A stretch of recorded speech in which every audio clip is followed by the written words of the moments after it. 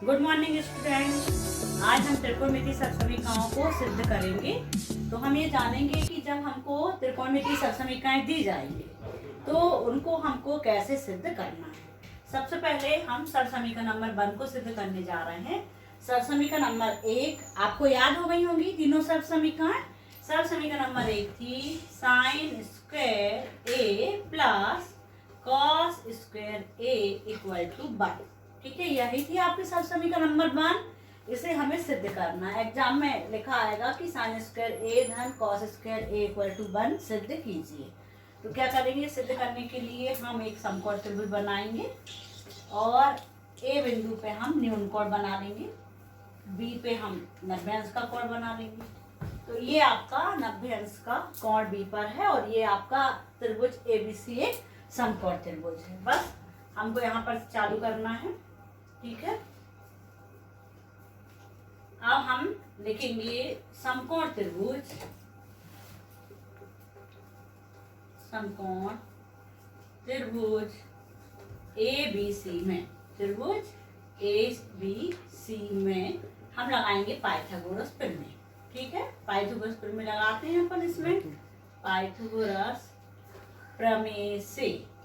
तो पाइथागोरस प्रमेय आपको बहुत अच्छे से याद है, कर्ण का वर्ग बराबर आधार का वर्ग धन लंब का वर्ग। ये हमारी पाइथागोरस प्रमेय है। ठीक है, तो कर्ण का नाम क्या है आप देखिए, त्रिभुज में कर्ण अपना हो गया AC, कर्ण की जगह इसका नाम लिख देते हैं AC का वर्ग बराबर आधार का नाम है AB का वर्ग धन लंब का नाम क्या हो गया BC का वर्ग। उनको हम ब्रैकेट में रख दो तो ज्यादा अच्छा है। ठीक है, ये हमने पाइथागोरस प्रमेय लगाई और पाइथागोरस प्रमेय से जो उनके नाम थे वो लिख दिए। अब हमको सिद्ध करना है पहली समीकरण को, जिसमें साइन है और साइन जो होता है किन किन भुजाओं का अनुपात है, लंब बटे कर्ण। ठीक, कॉस क्या होता है, आधार बटे कर्ण। तो दोनों के बटे में क्या आ रहा है, कर्ण आ रहा है और बराबर में कितना लिखा है 1। और जो हमारी पाइथागोरस प्रमेय है उसमें लिखा है कर्ण का वर्ग बराबर आधार का वर्ग धन लंब का वर्ग। इसका अर्थ है कि हम यदि इस पाइथागोरस प्रमेय में कर्ण के वर्ग से भाग दे दें प्रत्येक पद में दोनों तरफ, तो क्या होगा, कर्ण से कर्ण कट जाएगा और यहाँ पर मिलेगा आधार बटे कर्ण और यहाँ मिलेगा लंब बटे कर्ण। तो जिससे हमारी समीकरण नंबर 1 सिद्ध हो जाएगी। देखो कैसे करना है हमको। तो कर्ण क्या है, AC का वर्ग था, तो हम लिखेंगे इसको, हमने दे दिया समीकरण नंबर 1 और हम लिखेंगे समीकरण 1 में AC के वर्ग से भाग देने पर, मतलब हमें ये याद रखना है कि जो कर्ण होगा उससे हम भाग देंगे किसको, समीकरण नंबर 1 को सिद्ध करने के लिए। तो AC का वर्ग बटे AC का वर्ग बराबर AB बटे AC। ठीक है, इन दोनों के वर्ग को हम निकाल लेते हैं एक साथ बाहर और यहाँ लिखेंगे BC बटे AC, क्योंकि AC के वर्ग से भाग देंगे हम, दोनों के वर्ग अलग अलग नहीं लिखकर कोष्टक के बाहर हमने एक बार वर्ग लिख लिया है। अब AC से AC आपका कैंसिल हो गया तो यहाँ मिला क्या 1 और AB बटे AC। AB आपकी आधार है और AC क्या है, कर्ण। मतलब हम इसको फिर से वापस लिख लेते हैं, आधार बटे कर्ण और इसका वर्ग लगा तो वर्ग लगाइए प्लस BC बटे AC। तो BC आपकी लंब वाली भुजा है तो इसको लिखेंगे लंब, AC कर्ण है तो कर्ण लिख देंगे, कर्ण का वर्ग। ये आया आपका। ठीक है, अब हमको बस क्या करना है, 1 बराबर, हमें पता है आधार बटे कर्ण क्या होता है, कॉस होता है, कॉस A। तो हम लिख देंगे कॉस, और जो वर्ग आपका बाहर था यहाँ, जब हम कॉस लिखेंगे तो वर्ग कहाँ लगता है, यहाँ पर लगता है। ठीक है, कॉस स्क्वायर A धन और लंब बटे कर्ण क्या है, साइन है, तो हम लिख देंगे साइन वर्ग A। समीकरण नंबर 1 आ गई। इसको हम सही तरीके से लिख दें या करके, साइन वर्ग A धन कॉस वर्ग A बराबर A।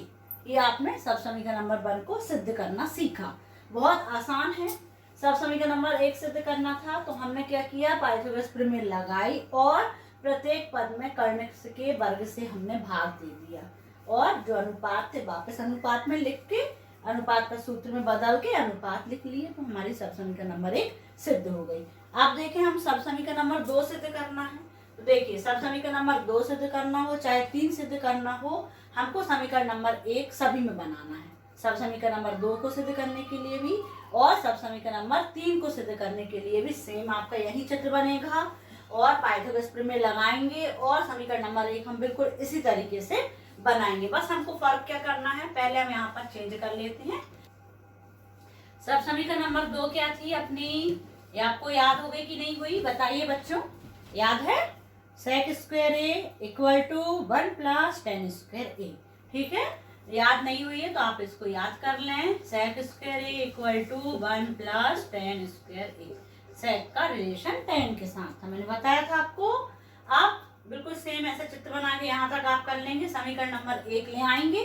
अब आप सब समीकरण नंबर 2 को देखिए, यहाँ क्या है, सेक है और सेक किसका अपोजिट होता है, कॉस का। कॉस होता है आधार बटे कर्ण, तो ये क्या हो जाएगा, कर्ण बटे आधार। ठीक है, कर्ण के बटे में क्या आ रहा है, आधार आ रहा है। और टेन क्या होता है, लंब बटे आधार, मतलब दोनों के बटे में आधार आ रहा है। तो आप समझ जाएं कि अभी हमने कर्ण के वर्ग से भाग दिया था, अब सब समीकरण नंबर 2 को सिद्ध करने के लिए हम किससे भाग देंगे, आधार के वर्ग से।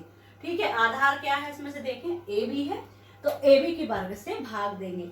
तो समीकरण नंबर 1 में किससे भाग देना है हमको, ए बी के वर्ग से। बस इतना चेंजेस है और वो आपको पहचानना कैसे है, जो सब समीकरण सिद्ध करना है उसमें बट्टे में जो अनुपात आ रहा है उसके वर्ग से आप भाग देते चले जाएंगे। तो समीकरण नंबर 1 में ए बी के वर्ग से भाग देने पर सेम उसी तरीके से करना है हमको। तो ए सी बटे ए बी, ठीक है, पहले अलग अलग वर्ग भी लिख सकते हूँ, फिर बाद में हम चलिए उनका वर्ग कॉमन ले लेंगे, बराबर ए बी का वर्ग बटे ए बी का वर्ग। देखिए इस पद में हमने ए बी के वर्ग से भाग दिया, धन बी सी का वर्ग बटे ए बी का वर्ग। ठीक है, देखिए आप ध्यान से देख लीजिए, कोई प्रॉब्लम है यहाँ तक आपको, नहीं है? ए बी के वर्ग से भाग देंगे, क्यों देंगे, क्योंकि ए बी आधार है और सब समीकरण नंबर जो हमको 2 सिद्ध करना है उसमें सेक मतलब हमको कर्ण बटे आधार है, सेक का सूत्र, और टेन का सूत्र लंब बटे आधार। तो बटे के नीचे क्या आ रहा है, आधार आ रहा है, तो हम आधार के वर्ग से भाग दे देंगे। अब हम इसके जो वर्ग हैं उसको क्या करते हैं, कॉमन ले लेंगे, इन दोनों को रखेंगे एक कोष्टक में और वर्ग को ले लेंगे कॉमन। और यहाँ पर तो ए बी के वर्ग से ए बी का वर्ग सेम था, कट गया, तो एक आएगा यहाँ 1 प्लस बी सी बटे ए बी का वर्ग, ये हुआ आपका। ठीक, अब बस जो अनुपात थे हम उसको लिख लेंगे। ए सी क्या है, कर्ण है, और ए बी क्या है आपकी आधार, तो कर्ण बटे आधार हो गया है, और इनके ऊपर वर्ग तो वर्ग लगाइए, 1 है प्लस बी सी क्या है आपकी लंब बटे आधार है, ये आपका ए बी। ठीक है, और इसका वर्ग लगाइए, ये अनुपात में लिखा हमने पहले, और इनका अब जो फॉर्मूला है कर्ण बटे आधार सेक होता है, तो ये हमने लिख लिया sec square A equal to 1 plus tan square A. ये हो गई सब समीकरण नंबर 2 हमारी सिद्ध। कितनी आसान है आप बताइए, आसान है। अब हमको सिद्ध करना है सब समीकरण नंबर 3। बस अब आप तो चेंजेस क्या करना है आप बहुत अच्छे से समझ गए होंगे। सब समीकरण नंबर 3 में आएगा यहाँ पर सेक की जगह पे कोसेक का वर्ग ए 1 प्लस और टेन की जगह जाएगा कॉट वर्ग ए। और कोसेक का फॉर्मूला क्या होता है आप बताइए, कोसेक क्या होगा, कर्ण बटे जो लंब बटे जो कर्ण है वो साइन होता है और साइन का अपोजिट होता है कोसेक, तो कोसेक हो जाएगा कर्ण बटे लंब। ठीक, बटे में लंब आ गया। और कॉट होता है टेन का अपोजिट, टेन होता है लंब बटे आधार, तो ये हो जाएगा आधार बटे लंब। बटे के नीचे दोनों में क्या आ रहा है, लंब आ रहा है। तो बहुत अच्छे से समझ गए कि समीकरण नंबर 1 में अभी हमने ए बी के वर्ग से भाग दिया था। अब हमको यहाँ से क्या चेंजेस करना है, अभी हमने आधार के वर्ग से भाग दिया था, अब समीकरण नंबर 1 में किससे भाग देंगे बताइए, समीकरण नंबर 1 में एग्जैक्टली लंब के वर्ग से हम भाग देंगे, और लंब क्या है हमारा बीसी है। बस तो हमको बीसी के वर्ग से भाग देने पर अब आप बहुत अच्छे समझ गए। ठीक, तो एसी बटे बीसी, चाहे तो आप एक साथ लिख लें पहले से, चाहे अलग अलग लिख लें। ठीक है, ए बी बटे बी सी, ठीक है, इनके वर्ग करते, ध्यान बी सी का वर्ग बटे बी सी का वर्ग। देखिए, और बस ए सी बटे बी सी को एक ब्रैकेट में करके इनके वर्ग को बाहर किया, ए बी बटे बी सी को एक साथ ले लिया, इनके वर्ग को बाहर किया, प्लस है तो प्लस लगाया, बीसी से बीसी कैंसिल हुआ तो बन आया आपका।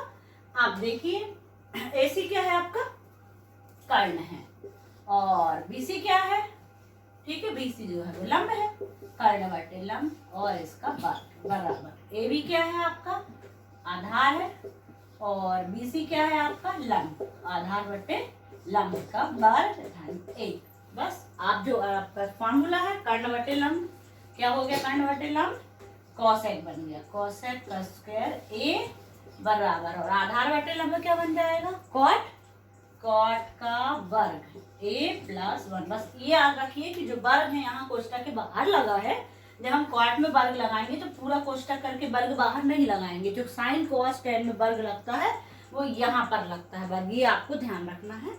और हम यह करके लिख सकते हैं कॉसेक का square a equal to 1 plus cot square a। सब समीकरण नंबर 3 आपकी सिद्ध हुई। आपने बहुत अच्छे से सीख लिया कि चाहे हमको सब समीकरण नंबर 1 करना हो सिद्ध, या 2 करना हो, या 3, आप सेम चित्र बनाकर पाइथागोरस प्रमेय लगाएंगे। सब समीकरण नंबर 1 के लिए कर्ण के वर्ग से भाग दिया, सब समीकरण नंबर 2 के लिए आधार के वर्ग से भाग दिया, और सब समीकरण नंबर 3 के लिए हमने लंब के वर्ग से भाग दिया। ओके बच्चों, आप करके देखिए।